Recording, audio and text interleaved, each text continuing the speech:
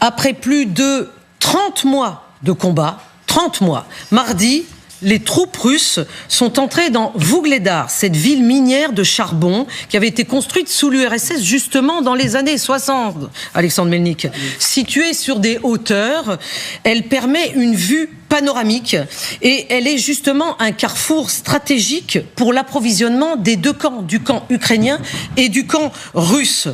D'ailleurs, regardons les images de ce qui s'est passé il y a quelques jours, c'est-à-dire, voilà, un drapeau russe, vous voyez, qui flotte dans cette ville de Vuhledar.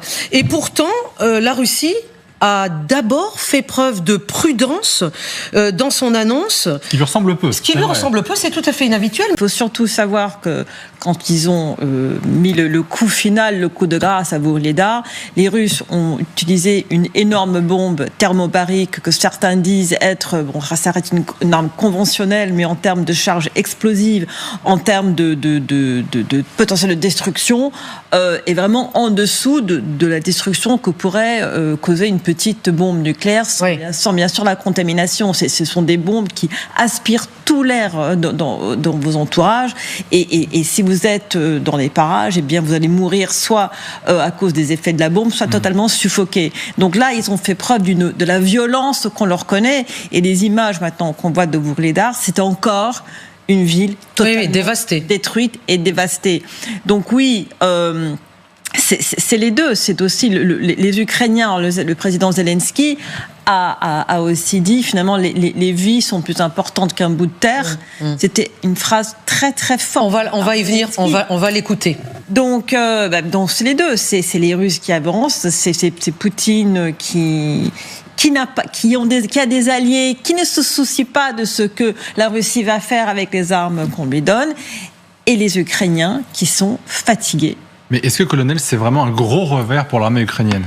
Parce que cette ville, on en entend parler depuis quand même un certain nombre de semaines, en disant attention, c'est stratégique. Qu'est-ce que ça change concrètement ?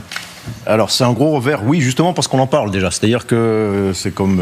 rien que pour l'affichage, vous voulez dire ? Oui, voilà, quand on se bat pendant 30 mois pour... Mais on en parle parce que c'est un fait. Oui, non, parce que ça vient d'arriver. Non, tout à fait. Mais ce que je veux dire, c'est quand vous parlez... c'est un nom qui est connu. D'accord.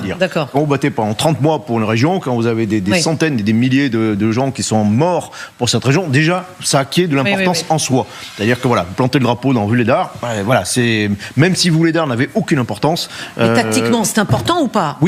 Oui, c'est important surtout défensivement. On voit sur la carte, Vuhledar, en fait, c'était une bonne position, vous l'avez indiqué, on voit beaucoup de choses, et on peut tirer sur, alors vous voyez l'axe Vuhledar-Mariupol, et entre les deux, vous avez notamment l'axe logistique qui alimente toute la région de Zaporijia, de Kherson, tout le sud. Justement, soit ça passe par la Crimée, soit ça passe par là. Voilà. Et ça, c'était à portée de tir, notamment des lance-roquettes multiples, des HIMARS, des choses comme ça. Là, maintenant, en prenant cette position, ils écartent la menace de ces voies de communication. Et on renforce, du coup, si j'ai bien compris, la potentielle dangerosité des troupes russes au sud.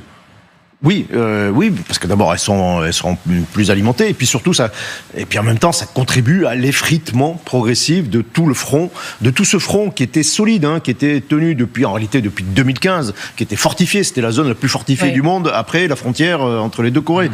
Et les bastions tombent les uns après les autres après avoir résisté pendant très longtemps. Ok, les bastions tombent les uns après les autres.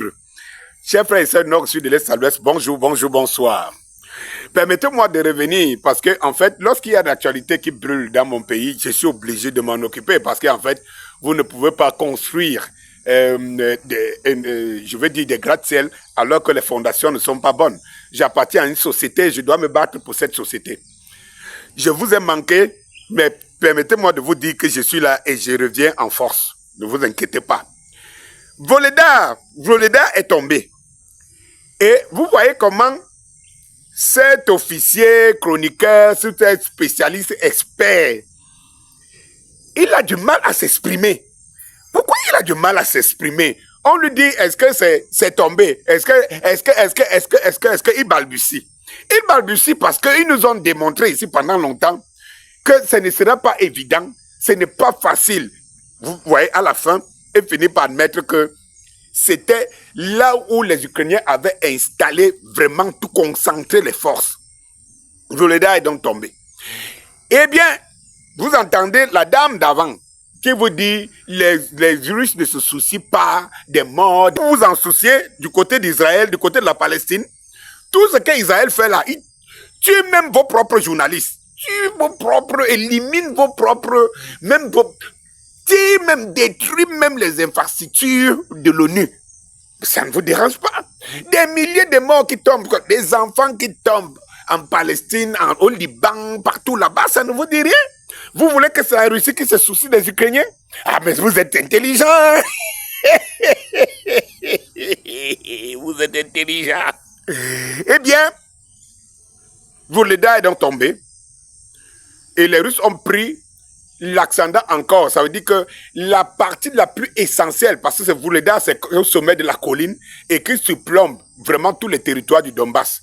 Que ce soit du côté d'Angle du Nord, du côté du Sud. Et c'était le centre de ravitaillement, le carrefour du ravitaillement des Ukrainiens et même des deux côtés, des Ukrainiens en particulier, et qui voyaient, qui surplombaient les Russes. Eh bien, ça appartient maintenant aux Russes. Vous êtes concentrés là-bas à commenter le désastre que les Israéliens font. Et puis, la Russie, vous ne pouvez rien dire. Parce qu'en fait, elle prend même encore un peu plus de temps que ça. Eh bien, mes chers frères et sœurs, la Russie avance. La Russie avait dit, nous atteindrons nos objectifs. Nos objectifs.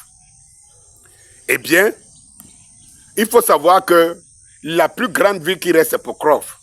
Et les combats sont à 7 km de Pokrov. Et dès que Pokrov tombe, tout le Donbass est libéré. Ne vous inquiétez pas. Il n'y a rien qui arrête la Russie. La Russie, le parrain aujourd'hui de toutes les sociétés, surtout des Africains, qui veulent évoluer, qui veulent avancer. Et oui, l'Afrique, c'est son époque. L'Afrique, c'est maintenant. Et merci beaucoup à Poutine. Parce qu'en fait, c'est toi qui viens réaliser le rêve des Africains que nous sommes au XXIe siècle. C'est libérer des jougs des impérialistes. Bonsoir.